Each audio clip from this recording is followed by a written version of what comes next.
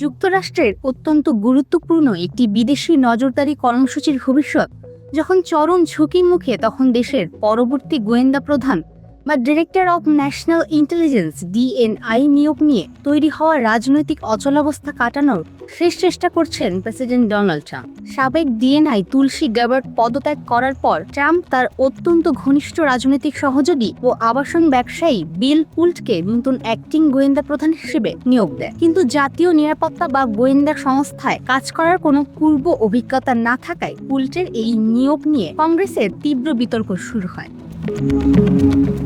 Democrat এবং অনেক শীর্ষ রিপাবলিকান সাংসদও আশঙ্কা করছেন যে পুল্টকে এই পদে বসালে গোয়েন্দা সংস্থাকে ট্রাম্পের রাজনৈতিক বিরোধীদের বিরুদ্ধে ব্যবহার বা অস্ত্র হিসেবে হাতিয়ার করা হতে পারে। এই চরম রাজনৈতিক বিরোধের কারণেই এখন ওয়াশিংটনে এক বড় ধরনের আইনি সংকট তৈরি হয়েছে।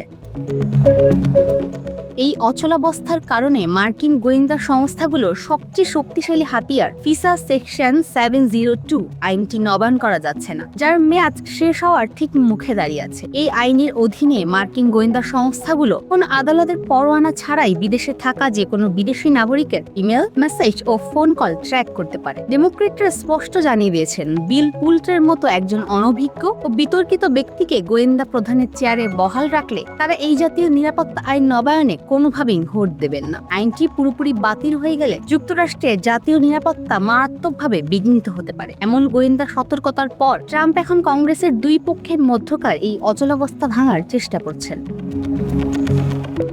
সংকট কাটাতে ট্রাম্প কংগ্রেসের কাছে অনুরোধ করেছেন যেন তারা অন্তত একটি স্বল্পমেয়াদী বা সাময়িক সময়ের জন্য এই নজরদারি আইনটির মেয়াদ বাড়িয়ে দেয়, যাতে গোয়েন্দা প্রধানের স্থায়ী পদের সমাধান খোঁজার জন্য আরো কিছুটা সময় পাওয়া যায়। হাউস স্পিকার মাইক জনসনও হোয়াইট হাউসে ট্রাম্পের সাথে দেখা করে তাকে বুঝিয়েছেন যে পুল্টের নাম প্রত্যাহার না করলে বা আপোষ না করলে এই গুরুত্বপূর্ণ আইনটি বাঁচানো অসম্ভব। এমনকি পর্দার আড়ালে হোয়াইট হাউসের কর্মকর্তারা এই পদের বিরোধ এড়াতে ডিরেক্টর অব ন্যাশনাল ইন্টেলিজেন্স অফিসটিকে আকার কমিয়ে আনার মতো চরম পথও ভাবছেন।